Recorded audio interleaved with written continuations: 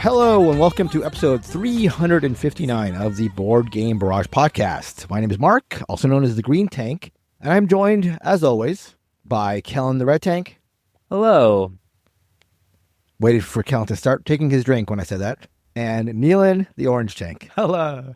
This is anti-water propaganda from you. That's true. That's true. Speaking of Neelan and Kellen and myself, I have not told you guys this, but a friend of mine started listening to the show and was wondering what would happen if he put in what are the Board Game Barrage podcast hosts' personalities into, I don't know, ChatGPT or something like that. And he sent me the results. I don't know if you guys are interested in hearing about this. I would love to hear this. Please. Okay, this is what the internet thinks of us, using all its acquired knowledge. So the prompt was, what are the personalities of the host of the Board Game Barrage podcast? So it says Kellen, and then in parentheses, the Agent of Chaos. That is your official title. Yes. Okay, so it says, so 3 bullet points. Gaming vibe. He's the king of interaction and social friction. If a game doesn't let him mess with the other players, he's usually bored. He lives, quote unquote, mean games, negotiation, and high stakes social deduction. Second bullet point, defining loves, innovation, cosmic encounter, I'm the boss, and Cthulhu Wars. Finally, the persona. He's the most skeptical of the hotness and modern Kickstarter bloat. More on that later, perhaps. He's quick-witted. Oh, that's nice. Oh, yeah. Loves a good bit. I think they got you here. And is often the one steering the podcast into hilarious, nonsensical tangents. And I think all the listeners would agree on that one. Accurate. That is, okay. Mark, they call me, in parentheses, the sharp strategist. I don't know if I love that, but that's fine. Gaming vibe, my gaming vibe. Mark loves tight interactive Euros and games with clever, restrictive economies. That is true. He values efficiency and games that force you to make tough decisions with limited resources. That's not bad. Defining loves. Biblios, the legendary favorite, it says. What? Haunted Teutonica, The Estates, and Agricola. I would say Haunted Teutonica not so much anymore, but that's pretty good. The persona. Mark is often the voice of reason. God, isn't that? Oh, what? Okay. Now but can be incredibly stubborn about his niche favorites. They even use the word niche. He's the most likely to defend a game that others find dry if the mechanics are mathematically beautiful. Oh, look at that. I'm like the beautiful mind guy. Neelan, ready, Neelan? Yeah. You are, in parentheses, the heavyweight specialist. Yep. What? Nailed it. Gaming vibe. Neelan is the fan of, quote unquote, in bold. This is quote unquote and bolded for the first time. The big game. The big game. He enjoys complex systems, Yep. heavy engine builders, and games that take a long time to master. If a game has a 40-page rulebook and a 5-hour playtime, Neelan is interested. That's What? it. That's me. That's what I always say. Defining loves. Feast for Odin, Through the Ages, Gloomhaven, and Sidereal Confluence. The persona. He's analytical and articulate, often providing the most thorough breakdowns of how a game actually functions. Despite his love for heavy games, he's also a huge fan of Time's Up and party games that involve clever wordplay. Okay. You and your clever wordplay. But yeah, yeah. As I say, lost for words. There's a Christina bit. I don't know if we want to go over that. Was it just say Christina is better than the three of them? Christina is the everyman enthusiast. That's her title. I'll run through hers real quick. Gaming vibe. Christina often acts as a bridge between the hosts. Her tastes are eclectic and vibes-based. She'll be happy to know that. She enjoys everything from heavy strategy to light thematic experiences as long as the fun is present. Defining loves. She's expressed deep love for games like Spirit Island. She's a big Spirit Island player. I'm not sure that's true. I don't know. Apparently that's her thing. I think. Yeah. I don't think that's true. I think we've got a hallucination. Haunted Teutonica and various clever card games. The persona. She joined the main crew a bit later than the original trio and brings a necessary grounding energy to the group. I think that's probably true. She's often the one to call out the others when their bickering becomes too absurd, although she's just as capable of jumping into the fray. That is Christina. Okay, that's what I was waiting for, but it should say she's the best at just shutting me down, or like her favorite pastime on the show is shutting down Kellen. Yeah. There's also a real quick bit that says the group dynamic. So the podcast works best because they're genuine friends who have played hundreds of games together. You'll often hear, and here are the 3 bullet points, the Kellen versus Mark debate. Kellen wanting chaos and Mark wanting a structured economic puzzle. The Biblios meme. the ongoing joke, mostly fueled by Mark, that Big is the greatest game ever made. Ongoing joke. I don't know if that's a meme. I would not. Yeah, that's incorrect. And then the draft episodes where their personalities truly shine as they try to outmaneuver each other in fake auctions. I don't know what that means. Or top 50 lists. Anyway, that is what ChatGPT or something has from us using the vast wealth of the internet to come up with who we are. Nailed it. Nealon, I've been meaning to talk to you about your 5-hour game. Yeah. I think it's getting a little out of hand. But that aside, let's talk about today's episode, which will be more fuel for ChatGPT, of course. This came to us. Well, actually, it initiated with me last night staring as the Brass Pittsburgh Kickstarter was coming to a close and wrestling with whether or not I should back it. I won't spoil the outcome, but I went from backing it to canceling the backing to backing it again and having a really long, dark moment of the soul. And I consulted the other two guys and they said, save it for the episode. Figure it out later. It's going into overtime. It may still even be active. I don't know how GameFound has their thing where if it gets a bid in the last 15 minutes, it extends another 15 minutes. Is it still up? I don't know. It's still up. Do you even know about this? It's still up, yeah. That's a thing they do? Yeah. That's weird. Yeah, it extends like 15 minutes until someone stops backing it. So it's in like its overdrive mode So right technically this should have ended something like 20 hours ago, but there have been enough trickling in bids that I could still, maybe our conversation will change my mind and maybe I'll do the opposite of what I actually did. Too many weak-minded people. That's we'll get into that later. But before we do, let's talk about the games that we've been playing. Nealon will talk about Hummingbirds. I will discuss my game of Fendo. And then Kellen will tell us all about Soothsayers. Nealon, Hummingbirds. Yeah, so this is a game that I kind of bought on a whim, at least partially, because our beloved moderator Woggers seems to have loved it. I saw a rating by Wargers on the BGG page, and I immediately went to Discord to be like, okay, I'm going to buy this. Tell me what's all about. And for a lot of these little games that, for whatever reason, don't float to the rest of the channels, there are sometimes dedicated like game of the day threads for them. And there's a bunch of people who seem to like love this little game called Hummingbirds. This is designed by Jason Tremblay. It's published by the Op, and it is a very light, I'm just going to go ahead and say off the bat, gimmicky little party game where what you're doing, very simply, there is a kind of imagine this kind of like 3D structure with a bunch of opaque tubes. And in each of those tubes of different heights and different colors is a sand timer. Those sand timers go anywhere from 30 seconds, if they're like, say, the purple ones, all the way up to 10 minutes. So there's a single 10-minute timer in the center of this arrangement. You each have two little hummingbird figures with a magnet on the bottom. And what you're going to do on your turn is either send one of your hummingbirds to one of these flowers, which are the little sand timers, or check on that sand timer, check on the flower.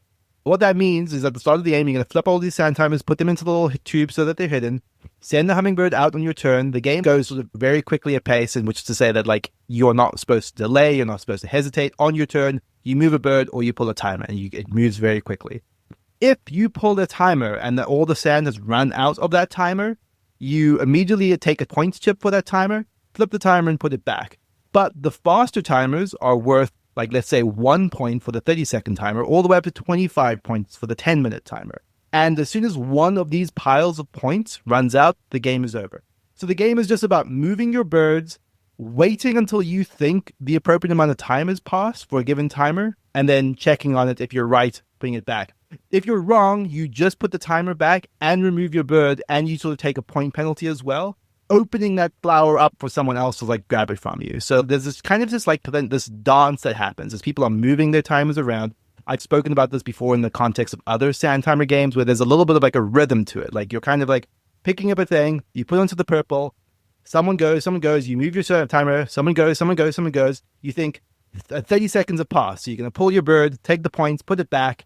Meanwhile, you're keeping an eye what other people are doing because they might have just taken their bird off of the 1 minute timer. So then you're going to put your bird onto that, moving birds, picking up small points here and there while you're waiting for the bigger timers to fill up. At some point, someone goes for the very big ones because they think, oh, surely it's been like 10 minutes at this point.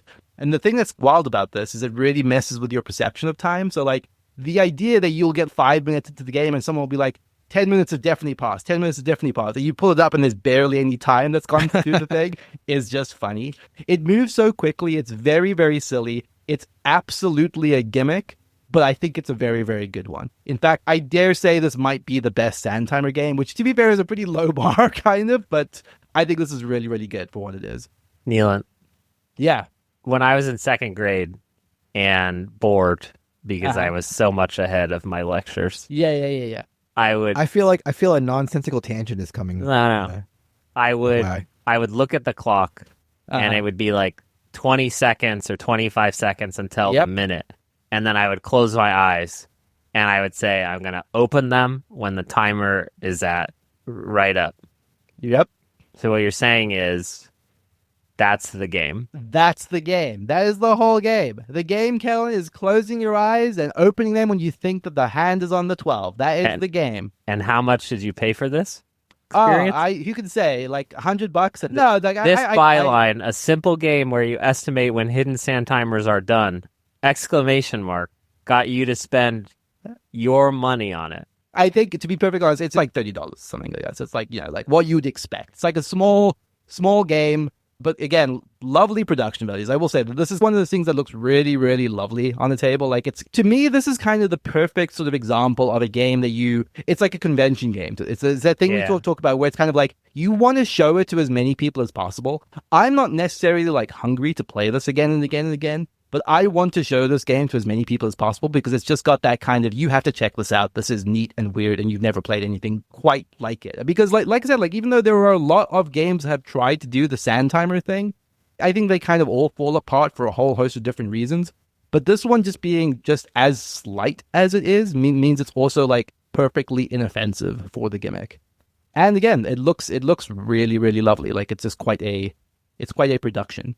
This looks like a game that I'd be interested in, especially like potentially playing it with non-gamers. That's always a niche I'm interested in filling. Let me ask you though, because when it comes to sand timer games, and games with like non-usual components, I'm always worried that they're like how functional things are. Like, do you find any hiccups with like? You mean with like just precision and stuff like that?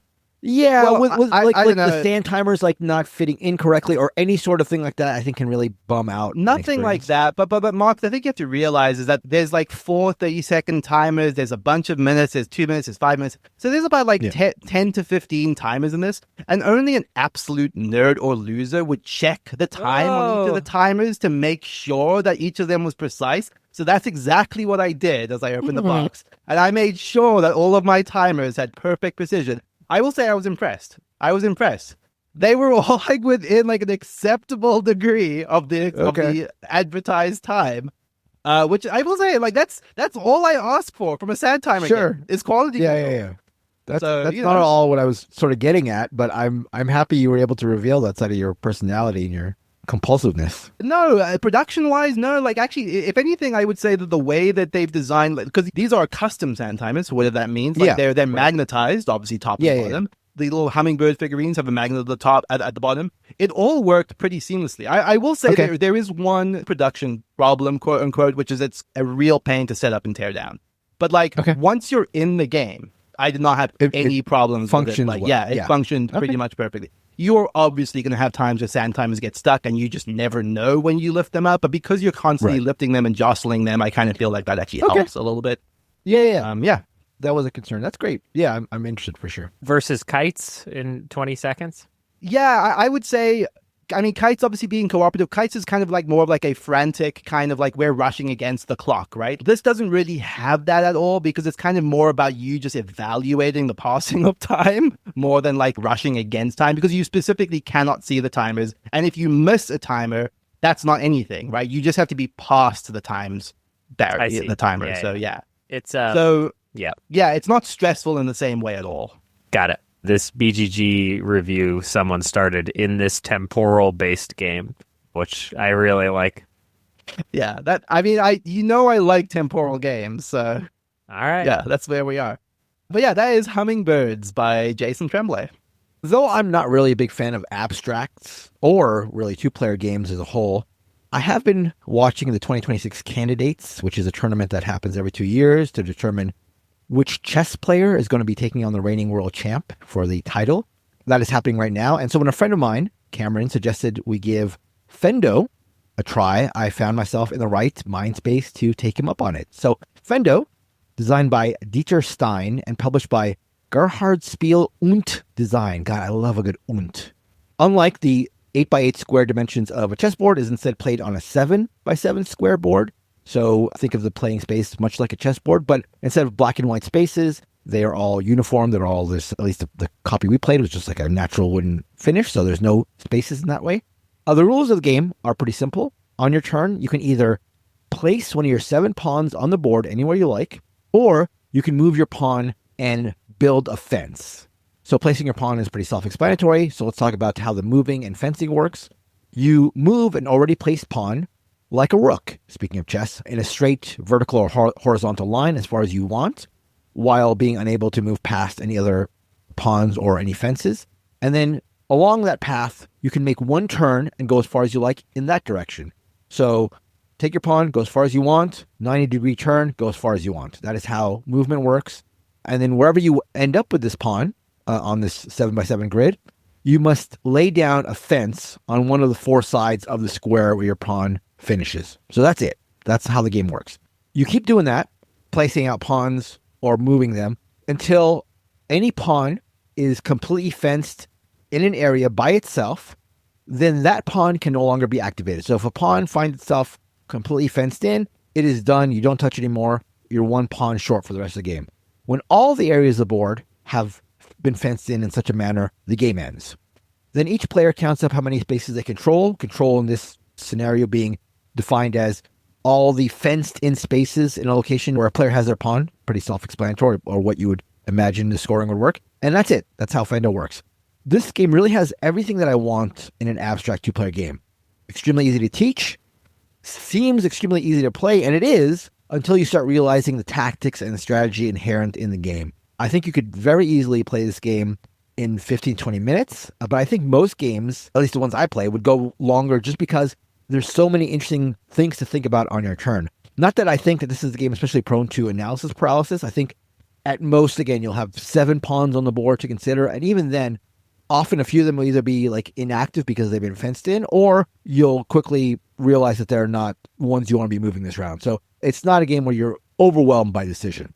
I just love how much depth there was in this game that is otherwise so straightforward. So yeah, for any listeners who are interested in games like chess or TAC or Boop or the GIPF series of games, any of those abstract 2-player games, I would wholeheartedly recommend checking this out. Again, Fendo by Dieter Stein and published by Gerhard Spiel und Design. It's funny, I think this is one of the I'm trying to see if it's exactly the same thing, but this looks very similar to like one of the games that was like prominent in the latest season of Devil's Plan on Netflix. And I think they called it Wolga. I'm trying to like see if it's exactly the same thing. But it looks like pretty much close as a match to that, which is it. I remember watching that and thinking, oh, that looks cool. Like I would totally play that, but it didn't seem to be like a game that was like publicly available. But maybe it is just this. I'm not sure. I know this game is from a number of years ago, so I think it would definitely precede Devil's Plan. But yeah, this is a game, I don't know who would sit down and not really like this game. I mean, I can see people like not loving it because they don't like 2-player abstracts, but it's just so easy to teach and so intuitive, and yet really opens up once you start playing it that I just really, really enjoyed it. I think, especially for abstract 2-player fans, it's a no-brainer. Kellen, Soothsayers. All right. Neelan and I were invited to a media event. Mark was not invited. I just want that on the record. To look at some Play to Z games. And so, yeah, this is not a review copy, but we played it under duress. Soothsayers is a engine building card game that uses a lead and follow system that I really, really like. And essentially, the game uses a tarot card sort of theme and a tarot card deck. Everyone starts with 4 cards of level 1. And those cards are Earn, Draft, Ascend, and Capture. And so Earn is just getting you money. Draft is letting you get new cards to replace the cards to level up the 4 colors suits that you have in front of you. Ascend is the action that lets you upgrade with the cards that you have in your hand to sort of go from level 1 to level 2 or from level 2 to level 4 on one of those actions. And Capture, the red suit, is how you get tarot cards, which are sort of special abilities. And so the ascending is sort of like, instead of earning 4 coins, you earn 5 coins every time you take the earn action. And the way the mechanism works is I would put the crystal ball down and I say, I'm using earn with my level 1 card. And then every other player would be able to follow that action if they want to. And if they are a lower level on that card type, they would have to pay me the difference. So if I was level 4 in capture and I was taking a level 4 capture action, and Nealon was level 2, he would have to pay me 2 coins in order to also follow that capture action. And each card has sort of what you get for leading with that action and what you get for following, which is a lesser power. And then you are essentially buying tarot cards in order to modify and get powers for each of those types of actions. So you have to place a tarot card underneath. I got one called, I think it was the Sun, that doubled my earning potential. So I had a high earning big money strategy and I bought the tarot card that just doubled what I earned, which, elicited groans from everyone at the table. It just seemed categorically unfair. And the way the game works, which is great and interactive, is you are collecting these fate tokens that you just trade for money where they get more and more expensive. But whoever has the highest on any of their normal suit cards, if you have the highest red card, you have a temporary victory condition of that card. So if someone gets to the same level, you don't have to give it to them, but if they get to the next level, you have to give it to them. And same thing with the 4 tarot cards. So there are 8 sort of floating victory points, basically. And in the 4 to 5 player game we were playing, you only needed 5 fate tokens to win. So it was a combination of building an engine, buying a fate token while it was cheap, but then also trying to jostle and be higher than other folks and build a better combo engine. This is also done with a really cool art style and theme. I think there's actual tarot art from some public domain tarot decks going on in here. So there's a little bit of a cult and the devil, and I don't really know what the going on in here, but very interconnected card game that just sort of was a lot more than we thought it was going to be when we went into it. Nealon, what did you think about Soothsayers? Yeah, I think at its core, right, what you're describing is at least a little bit like Race for the Galaxy, a little bit deck buildery to some degree, which is all ingredients that I like, but I've never quite seen them put together quite like this. And I think that it having that sort of very constant back and forth where, like you said, these 8 floating points, you kind of look at your pool and okay, I'm at 4. If I just do this one thing, I can grab the 5th and then win. But then someone gets a higher card from you and then now they have a point up on you and you have to pivot around that. That core in itself is lovely, but I think the thing that really, really sells this for me are those tarot cards. Kellen just described one of the cards, which is that Sun card, but all of the tarot cards seem to have really powerful things that you'd look at and be like, oh my God, that's crazy. If you do this one thing a couple of times, you just get a permanent victory point. And it just suddenly seems like, now I know what my path to victory is, as long as I just get this tarot card. And then, of course, someone takes that tarot card from you, and then you have to pivot to a different path to victory. But then a new, more powerful tarot card comes out because the deck is slightly gradated, and that the second half is more powerful than the first half. So it just has this lovely sort of these moments of looking at these cards and being like, wow, that seems amazing. And this is going to synergize so well with Kellen and I were building up the earn cards in particular. Other people are building up their ascend cards in particular. So then they will get tarot cards that synergize with that strategy. And it just has those moments where you find those combos and those combinations that really worked quite well. It's quite interactive. It just kind of felt like it had a lot going on for what was otherwise a fairly simple game. This is not really that complex at all, but there's seemingly a lot of depth in the combinations that you could unlock and the order that you upgrade your cards. Yeah, I could see players who don't want anyone to touch their things to dislike the sort of victory points moving around, and then also your ability to just one-up someone or use a tarot card in a way that absolutely hurts one person. This has Glory to Rome vibes, innovation vibes, in a way that doesn't feel as chaos, but I can imagine someone just saying, I will never play this at 5 players, or even I will never play it at 4 players. Because it's just sort of you're in it for the experience of all these cards sort of going around. But it's really elegant, which is not something that happens very often. So I was particularly impressed by this. Yeah, same. I really was too. The player count thing is interesting because I do think like I'd be curious to see like how well this works at like, let's say 2 or 3 players. Like I suspect you're definitely right that you probably want less just to reduce the chaos of it, but you obviously also just naturally reduce the interaction to some degree. Maybe not. Maybe I'm wrong. But like I'd be curious to see how this plays out too, actually. That's interesting to me. I hate to further boost Kellen's chances to get Dark Pact more publicity. Dark Pact. But is this playing in the same space as Dark Pact? I will say I was definitely immediately reminded of Dark Pact. And I think for one thing in particular, right, which is just that, like, it's that thing I described of, like, Dark Pact is you see your path to victory and then you go all in on it, right? Soothsayers felt like that a little bit. So it definitely reminded me of that feeling of, like, a card comes out, you're like, oh, this is it. This is how I win. And then you, like, you have that feeling, like, multiple times a game, you know? Yeah, the mechanics don't sound the same, obviously, at all. But from your descriptions, it had the same sort of, like, oh, big combo, big attack here. I can sort of exploit this vibe to it. Yeah, I don't know. It's interesting. I did not think of Dark Pact, but I can see the sort of like vibiness of it. But it's also like an engine builder or a deck builder is much more of a like I do my thing, you do your thing. I know Dark Pact has, you know, the mechanisms where you're interacting. This was very much like you, Nealon, for going to 4 in red. Like, I was about to do that. I hate you now forever. And then, oh, by the way, you're stealing this card. Like, I think it's more directly confrontational. That's definitely true. Like, yeah, if your metric is interaction, it's not that similar at all. But yeah, there was something about the feel of it that I think that definitely helped. But I think, I mean, like, I will buy this. I think it's out of stock right now. Like, there's no question that, and again, for the like length, you know, oh baby, we've got a stew going with this one. Like there's this is the real deal. Which we should say is about like 45 minutes. So like very breezy. So people can forget about Dark Pact and just go to this. No.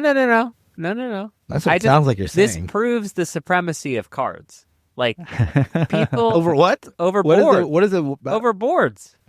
Cards over board. Yeah, you don't need them. Fighting. Okay. Yeah, they've been in an eternal struggle, and the tarot was there the whole time. Sure. Okay, like what are you, Mark? You're a Ouija board man over there. I'm going to tell on you to my bishop. No, I don't like. You're not allowed to use those. Yeah. The nature of the spirits. Yeah, difficult to get past. That was Soothsayers, a game that I believe is out of stock. I believe it's on BGA, but please don't. But what is worth, Kellen? I'm definitely seeing. It seems like it's available on Amazon at least. Oh, we don't get money from Amazon. Why are you saying Amazon, Neil? Sorry. Oh, it's available. Wait, where do we get free money delivery from tomorrow. Okay, yeah, here we go. I don't think it's that unavailable. I'm buying. All right, thank you. You should buy all the copies, corner the market, and then. Oh yeah, and then release the episode. Respect. Yes, great game. Really enjoyed it. Buying it while we record. I never multitask. I'm always with you guys. I just want that to be clear. Someone has to do the research. Before we go on to our main topic, just a reminder, a couple ways you can help the show out. Obviously, if you enjoy what you're listening to and you want to listen to more, you can join our Patreon at patreon.com/boardgamebarrage or boardgamebarrage.com/Patreon. We release a couple bonus episodes each month, and there are other perks like joining our patrons-only Discord. I would say that if you're a fan of plays, Broadway, that whole thing, I would say definitely it's worth it for that, because every time I go in there is a lot of Broadway and stage talk in there. So there's a lot of other conversation as well, but that seems to be a pretty rich vein right now. And we have the annual game night at my house at Dice Tower West. That's another perk of being a Patreon member. So a lot of fun things about that. So you can do that again at the sites I mentioned. Otherwise, if you'd like, you can just leave us a review wherever you found the show. We always like seeing those pop up. They help spread the word, and they're always nice to sort of read. So that also does a great deal of good if you're so inclined. So thank you in advance for doing either of those. All right, on to the main topic. So let me set the scene. 11:45, I think. I'm not actually sure about the time, but let's say 11:45 p.m. Last night, Las Vegas, Nevada. The couch. I'm sitting on it. Laptop on my lap, as it's named. I'm putting it in the correct space on my lap, as you should do with laptops. Do we need a content warning? That's for the Patreon. I'm going to redo this, Okay, but yeah. after dark version in the Patreon. Okay. So that's another reason to shell over your $5. Anyhow, so laptop on my lap, room completely dark. Everybody's asleep. All black. The only light is coming off the laptop into my face. Very eerie, very solemn moment. And on the screen, Game Pound page for Brass Pittsburgh. And I'm like, okay, I'm just opening this up because I'm definitely doing this. Got the credit card ready. We're backing this because I'm not much of a Kickstarter backer, as longtime listeners of the show will know. But Brass Pittsburgh, that's a no-brainer even for me. You know, this is a game that I love. Roxley, the publisher, has done fantastic work in terms of the presentation, the production. Everything is fantastic. And I put the credit card number in, get ready to hit pledge. And then I think to myself, should I do this? And so before we go into things in depth, I want to just acknowledge that my circumstance is different than Kellen's, is different than Neelan's, is different than any of the listeners out there. So dynamics, I think, will change from person to person depending on what your game collection is, like how prominent board games are in your life, you know, financial situations, all those kind of things will all play a part, and the answer and the whatever is going to be different for everybody. But I think it is instructive and interesting to talk about how we acquire games, Kickstarter, Game Found, maybe more specifically in the case of Brass Pittsburgh, but just that in general, because I'll just go through my thinking at the time, and maybe you guys can chime in with your own or how you handle, because I know we all took our sort of own different path when it came to specifically backing Brass Pittsburgh, but maybe what that means for what we feel like about Kickstarters or these like crowdfunding games. Anyway, so for me, Brass Pittsburgh, I was pretty confident I'm going to like the game. I mean, I'm pretty confident that I'm going to like another version of Brass. I'm a big fan of Brass Lancashire, but I'm also a big fan of Brass Birmingham. And I have, like, as I said, loved the Roxley productions. I think they're fantastic. They're absolutely wonderful. However, there is the fact that I personally have not seen any gameplay footage of Brass Pittsburgh, you know, and there may be a rule book, but I have not looked into that myself. Maybe that's obviously on me. And then there's also the price tag. And again, this is different for everybody, but it's $125, which is, I don't know. Well, that's for the collector's edition, to be clear. For the collector's edition. Yeah, that's a very good point. That's a very good point. And more on that as well. But for the high end, there's two levels, right? In terms of like the actual game itself. There's the collector's edition and the what will be the retail edition. Is that correct? Yeah, I believe so. Yes. So you could back this for the collector's edition, which is, for those who don't know, like the most blinged out, well, not actually the most blinged out version, but a quite blinged out version of the game. It has, you know, resin this, and like, interestingly, unlike the release of Brass Birmingham and Lancashire in the previous Roxley crowdfunding versions of the game, they do not contain the iron clays in and of themselves. Those came included in those editions, but they don't come in Brass Pittsburgh. But otherwise, again, very, very tricked out. A lot of stretch goals were met, so like a lot of really nice production. So that's $125. Speaking of Brass Lancashire and Birmingham from a couple years ago when they did that, I looked back at my pledge for that, and that was incredibly, I think, $99 for both games in the high-end version with the iron clay sort of poker chips. And so, I don't know. I thought to myself, is this something that I really want to back at this price point? And as Neelan brought up, there was the idea of the retail edition, which is much cheaper. I don't know if it's like $60, maybe when you guys can take a look at it, or $70. I think it's $79. $79. Okay. Yeah. So still, that's still quite pricey in my estimation for a game, especially when it's not the upgrade edition. And there, you know, I got to thinking about a lot of things. Maybe I should save some of that for later, but just I was thinking about how I have dealt with games that were crowdfunded that I didn't back and then found myself seeking out later, and what that was like. Because a big part of me, and I'll just say what I did, I ended up not backing it. And I guess I could still back it technically because it's an overtime or whatever, but I ended up not backing it because of my past experiences. Again, I'll get into it later, getting games that I initially did not back. And there's the whole question of like, if you're going to get a game, if I know I'm going to get Brass Pittsburgh, why put it off? Why would I ever consider getting the retail edition? If I know I'm going to love it, why not just get the collector's edition now? Anyway, so I, in the end, did not back it. So maybe you guys can briefly talk about where you landed specifically on Brass Pittsburgh, and then maybe we can open up to like just crowdfunding and our philosophies and how they've evolved in general. Sure. Yeah, I think, look, it changes, right? And again, I think you've given the caveat, but I'll give the caveat again, which is that even my own economic situation has changed since we started the podcast in profound, I'm now an adult ways. When we started the podcast, I was but a child. And so I'll lay my cards on the table. Mark told you a story about a late night with his laptop and no one else around in the dark. And I'll be more explicit than that. I have backed Brass Lancashire only, the deluxe edition. Now, is it possible that I could acquire that later for less money? Maybe. I don't know how these things work, with the shipping, but it's going to be obnoxious to figure out how to get it when I can just get it here. And the math that goes into that decision is I do not need 3 versions of Brass. And actually, I will go farther than that. No one, and I repeat, no one on Earth needs 3 versions of Brass. I actually believe that. I legitimately believe that, which is to say that any board game hobbyist would be better off having some variety of games than by repurchasing, what are ostensibly variants of Brass. And so then it becomes which version of Brass do you want? And, I spent some time in Pittsburgh. And so I was like, man, I really want this. But every, Just the way you said that made it sound like you spent time in Pittsburgh in research. That's I went for to the Pittsburgh. Game. Yeah. Yes. And Pittsburgh is clearly the Eurohead Brass. And again, I like the system. And so Nealon's got Birmingham for him for his Care Bear, and then the people who want to be even more Care Bear can go to Pittsburgh. And the rest of us, know that the best one is Lancashire. I would love to play Pittsburgh, let's be clear. But again, limited shelf space, I think that people delude themselves into just collecting everything. And again, if you want everything, get everything. But these are I think these are closer to map packs than and just the context of putting them all on your shelf.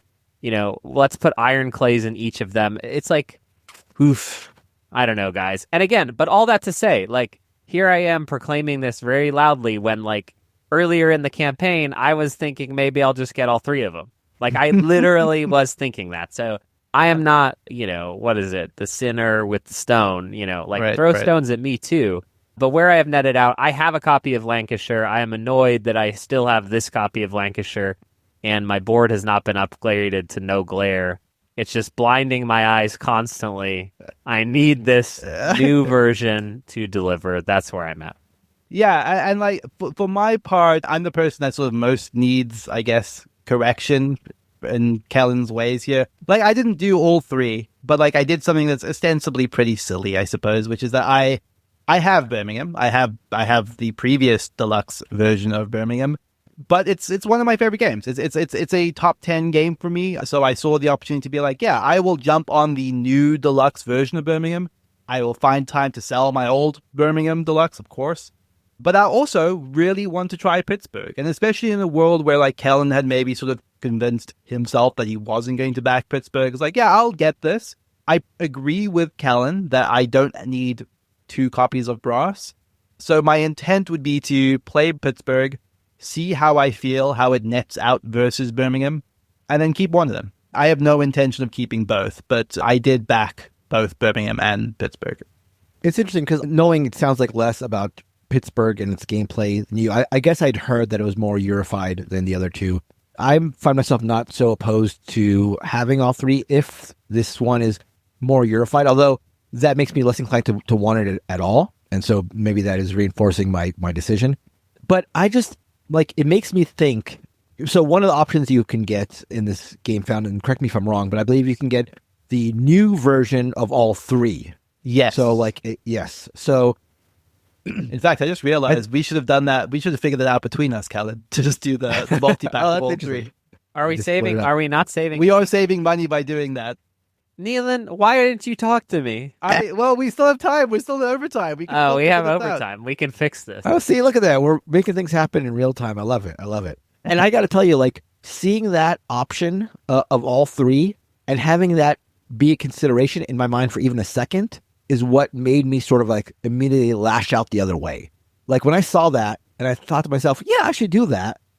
Like a minute later, I'm like, what am I talking about? Like I have the other two. I don't even know if I want the third one. And now I'm all of a sudden finding myself in a mindset where like I need to get all three because they like look alike or whatever. And just like as soon as that thought entered my head and filled the brain space, I immediately like viscerally shrunk from it and said, well, no, I'm not doing this. And in fact, I'm not doing any of it. Like that was the impetus to like go in the other direction. So I don't know. That's sort of just, I don't know how insidious it was for them to do this, to offer like a newer version to maybe like ride the FOMO training or ride the like, I need everything to look alike sort of mindset.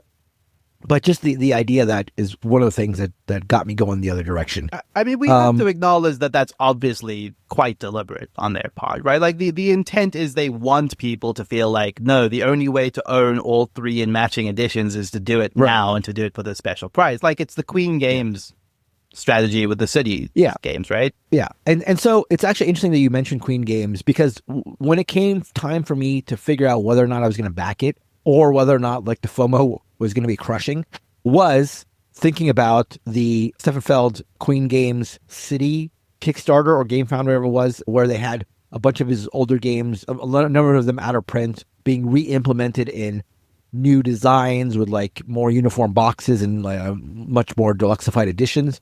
Also made me think about Lacerda games, which have never had this specifically happen with them, where they are all re-released with new editions. But Lacerda games are, quite pricey when it comes to when they're initially released and are sort of big editions. And there's a completionist feeling sometimes to acquiring all of them because they're always these big boxes by Eagle Gryphon. And finally, it made me think of Great Western Trail, right? When recently there was a Great Western Trail Argentina and New Zealand. Honestly, I think that if they were doing that maybe now, seeing the Brass situation where Brass is like over $7 million, maybe they would have released them in deluxeified versions, like a deluxe Argentina and deluxe New Zealand and deluxe whatever, deluxe Great Western vanilla edition, whatever. So I was thinking about all that, and I've brought this up before, way back when we first started talking about Kickstarters and my philosophy on them, which was like, I always think about when I get this FOMO feeling about Kickstarters, I always think about Blood Rage and how hot it was when it first came out and how like you sort of needed to have it, and there was that big rush where I felt like if I didn't get it, I would be losing out. And now, years later, Blood Rage is relatively easy to get, and that initial desire seems kind of like overblown and maybe silly is too strong a word. And where I am now with the Queen games, with the Stefan Feld games, like I don't have them, but it's not like really bothering me. Any Lacerda games that I've sort of wanted, I've been able to get on the secondary market, generally for less or traded for them. And so thinking about all that ultimately made me back off Pittsburgh.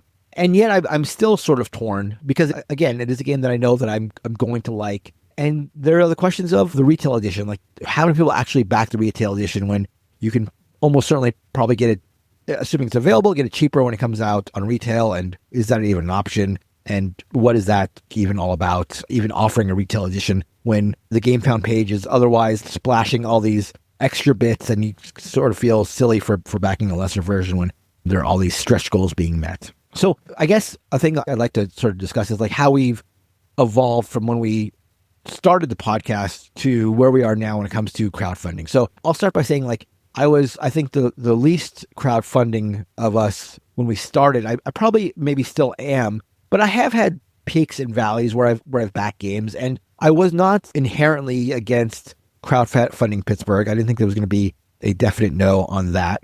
But yeah, I guess I've wound up in the same place. How have you guys changed over the years since we started doing the show in terms of crowdfunding?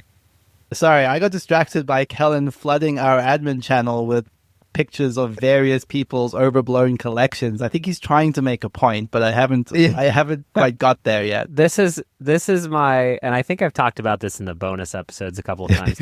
There's a subreddit called Consume, which is CONSOOM. And these are what people see. And so I have posted a picture of an e-ink tablet collection, and there's like 40 of them here. A girl with like 30 pairs of black boots. A guy with Funko Pops, like just filling up the walls of his house. Someone with the like Yeti or the Awala drink containers, and they have an entire wall full of them. Someone who has like 20 pairs of different types of headphones, but like AirPod headphones. someone who has a cologne collection that there's like at least 100 in the picture. And then this last one is someone who has over 40 copies of J.D. Salinger's The Catcher in the Rye, different versions of it. And I need this subreddit, and I'm not lying to you, because I would say once a month, I get the idea that, like, I should own every Pokemon game complete in box. Literally, I'm not kidding you. Once a month, I get this urge. And then I go look at pictures of people who have done it, and I'm like, yeah, I want that. But then, like Mark, your board game collection is these images. Okay. And my board game collection is 2, to be fair. You just happen to have 4x me, but you have 4x space. So it's like, I get that board games are for playing, and there is, you know, a difference here, but like, you can't, even if you stop now, Mark, like, I actually want to know, you quit your life, you quit your job, you did nothing, you ignored Roselle, you ignored us. How long would it take to play everything that's in your house? I mean, the big problem would be, look, your point stands already before I even like defend myself. Your point is correct. I have found myself moving more towards solo games just for that very issue, because, you know, it is clear that even if I stop now and played games no matter what, even if the big problem would be having the people here, having everybody else have everybody else stop their lives to play games. Even then, it would be probably a hard task to accomplish. And so I've gotten solo games for that. But yes, even then, even with the solo games, yes, it's not likely a feasible outcome where all these games get played. And so it just becomes this like weird question of like, to what end? And again, I'm not a saint here. I bought a game while we were recording this podcast, so maybe I'm the exact opposite. It's just, I don't know. I think that the problem actually that I have is that the industry only exists because of collectors. Not only, but like that the amount of output that everyone makes, it only works because people are buying to display them as much as they are to like, and so it's like when you have a game like Brass where there's just 3 versions of the same thing, and it's like even putting all the boxes next to each other on the shelf, you know, it like reminds me of like the discussion they're having around like autonomous vehicles right now, which is like that your vehicle stays at your house. A personal vehicle is in use for like 10% of its time, right? You drive to work, then it sits there for 7 to 8 hours, then you drive it home. And if no one owned a car, but all the cars on the road were just like a fleet, each car could be in use 60 to 70% of the time, and you would need a lot less cars. So the idea that like in each of our houses, there's like, you know, 400 dice or like, you know, but there's so many components that are just like, they're literally wasting space and production and whatever. That's not always the case. And again, I love my board game collection, but it's like, it's not, I don't know. I probably have backed more things than like, let's go. What have I backed, guys? I backed the Trick Takers expansion recently. I backed the Samurai reimplementation. I backed Rhinelander, which is part of the Raw the Dice game. I backed anime game that I should not have backed that I'm trying to get out of right now. Lifeboat, which delivered. So yeah, I'm backing like maybe one thing every other month, maybe. So not that many, unless now we got to get on GameFound. So yeah, I think that more of it has to do with my own economic changes than my like. I think I'm less into Kickstarter now than I ever have been in my life. But yeah, that's where I'm at. Yeah, I definitely slowed down. Like, I think there was, I couldn't tell you what year it was kind of peaked for me. I kind of felt there was a period of time where I had multiple Kickstarters arriving every month. And that was, I mean, some of that might have just been like delayed shipping on stuff from like previous years. But like, regardless, I slowed to the point that I'm like, basically, I'd probably like backing something once every 2 months, maybe. Yeah. So like every other month, as Kellen said, is probably about right for me. And some of that is quite deliberate, which is like, I think I'm very specifically, I will just as often as always pull up a Kickstarter page and be like, I should just back this.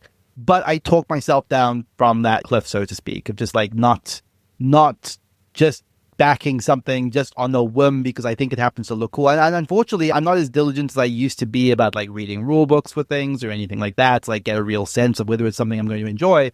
So a lot of it is kind of just based on vibes, maybe watching a YouTube here or there. But a lot of times, like, those bets don't pay off. I mean, that's the thing that you've said countless times on this podcast, Mark. Like, it's not something the way your hit rate is generally very high, generally with Kickstarters.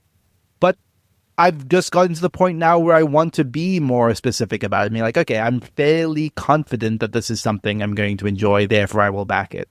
And I've already, as recently as, for example, and this is no shade at the game Brett Waldo, which I have not played yet, but that arrived by a Kickstarter like 2 months ago, and I've still not really properly like made a point to try to play it. Like, it just, sometimes that just kind of feels like, oh, I don't have the excitement. Like, this is, again, I think Kellen has said this is sentence verbatim, but like, you'll never be more excited about the game than the moment you click like pledge on it on Kickstarter, right? Like, that's when you're at the peak. Yeah.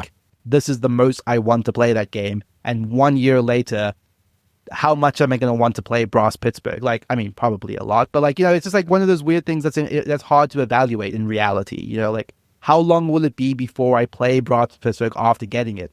Which is funny because like the thing I was going to say in response to something you said earlier was like, it's really hard to evaluate these things pragmatically. And I think that's true of all possession, all ownerships, anything you could have in your house. It's not a pragmatic evaluation like most of the time. Sometimes the reason to get in on the Kickstarter, I would say, is foremost, it's zeitgeisty. It's like you want to be playing it at the time that everyone else is playing it. You want to sort of be an early adopter. You want to be one of the people that's playing this game at the same time as everyone else. Like, that is a lot of the feeling I think that drives people to back things on Kickstarter versus just simply waiting for them at retail.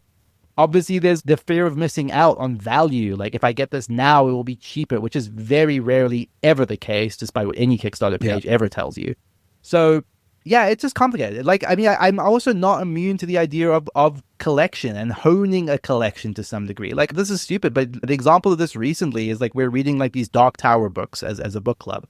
I bought book 1 and 2 as paperbacks. I kind of decided I'm going to want to read the whole series. So then I bought a box set collection of the whole thing despite owning 1 and 2 because I wanted to have a collection of all 7 of them that looked nice on a shelf, That's not a good reason to repurchase books I already own, but like I'm not immune to that feeling of just wanting it to look nice in the context of my home. Like, so I get it when people are like, well, if I have all these different felt games, they may as well be the 8 versions that look identical and look nice when you line them up together on my shelf. So yeah, I don't know. It's a weird thing.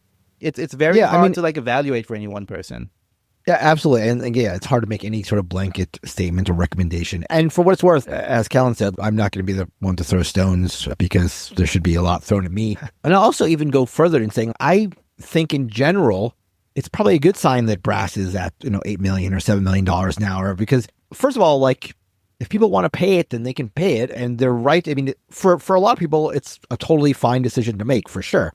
And maybe it's a sign of the health of the industry if a game can reach this much money. Maybe that's a good thing, Especially, I should say, like a game that is, I'm not going to say objectively, but like is a well-designed, good, meaty, gamery strategy game. For like it to be doing too well, that's a good thing.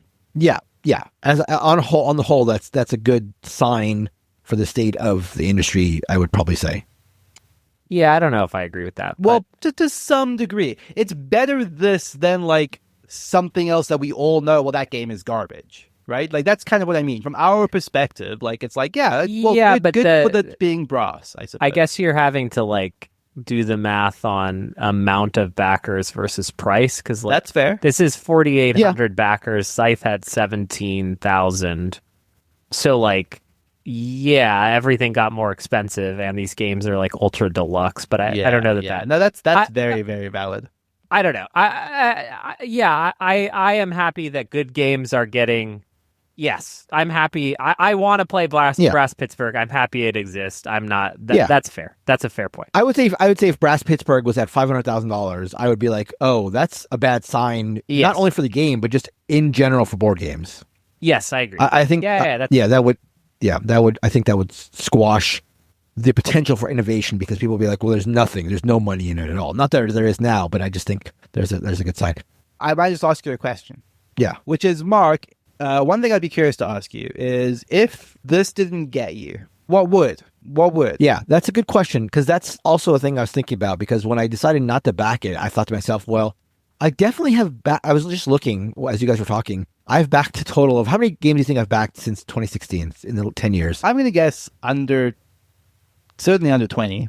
The number is 14. Okay. I've backed 14 games. And I looked at them, and then for the most part, a lot of games have left my collection. A couple have been outright stinkers, and a couple I'm happy with. So I think the hit rate has been maybe 1/3, where it's like all out and out positive. But like you said, if it's not going to be Pittsburgh, what is it going to be? I think, I don't know. For whatever reason, I didn't shut the laptop, which I did immediately after not backing Pittsburgh. Kellen, you'll be happy to know there was nothing else going on after the Pittsburgh situation. I immediately shut it. But I thought to myself, well, I didn't necessarily think like I'm never going to back a game. That was not my feeling afterwards. I just think that the idea of backing a game being like a sort of necessity into backing an entire collection of games was what sort of bothered me. And it was tough with Brass because, you know, I know inflation, I know the price of production has gone up. I understand that. I don't necessarily feel like they've like overinflated the price, but the fact that I got two versions of a game that I love a couple of years ago for $100 combined, and then this one by itself, which is unproven, for $125. I know that it's not a big deal, but that also sort of rubbed me the wrong way. So I think if there was like a new Knizia or a new Martin Wallace or something like that I felt confident in, that was deluxeified, that I didn't feel like I needed to get all 3 or all 5 or like this was whatever, I think I would still be game for that. I think that would still like be potentially exciting and something I would get behind. But yeah, so yeah, I think there's still possibility for me back games. I don't think the door's been shut on that. But it was sort of stark for me to not back this when I sort of assumed from the get-go that I would be. 3 words, Mark. Biblios 2 Deluxe. I mean, that would be an insta-back for me. And again, it has been floated. I've mentioned this in the last episode. There has been talks that there will be a new version of Biblios coming out. So that is an insta-back. I don't care if they force me to buy like the Biblios dice and Biblios parchment and quill or whatever. Metal Biblios dice. That's right. I've got to go full all in on that. And so that is going to do it for the show. Why not go to our Discord at boardgamebarrage.com/Discord. Go to the podcast channel and maybe specifically let us know where you landed if you want on Brass Pittsburgh, or where you have gone in your crowdfunding games journey, headspace, whatever. Don't call it a journey. Couple years. Why is everything a journey now? Do you know what's what I mean? wrong with a journey? It's not everything's a journey. Great. Like I've lost 10 pounds in the last couple of months. It's not a journey. It's not a weight loss journey. No, it's not. You not. are currently on a weight loss journey. No, I mean, like I disagree. We're doing disservice to the people of old who actually went on journeys. Okay, well, your experiences, your fluctuating state of being, whatever you want to call it, let us know in the podcast channel where you land on Pittsburgh, where you've gone on for Kickstarter games or crowdfunding games in general. Or you can reach us on all forms of social media. You can email us at boardgamebarrage@gmail.com. I just want to, again, I sort of glossed over the Discord, or maybe didn't gloss over it, but I just can't, again, state how great the Discord is. If you're a board game fan at all, again, even if you're not such a fan of our show, the Board Game Barrage Discord is unbelievable. Board games, non-board game stuff, again, it's chock full of really, really great folks who talk about a lot of really cool things all day long. If you're looking to play games, which I think most people who are listening to this show are interested in doing, there is a digital games channel where people are starting new games on BGA and on Yucata all the time. I think it's an invaluable resource for people who are just looking to play games, which is, again, what we're all about. So just a huge plug for the Discord. Thank you, as always, to Heart Society for our intro and outro song, What's on Your Mind, Kid? And until next time, goodbye.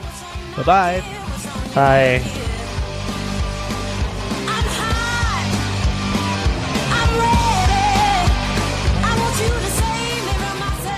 Kellen, legitimately, do we want to switch our pledges?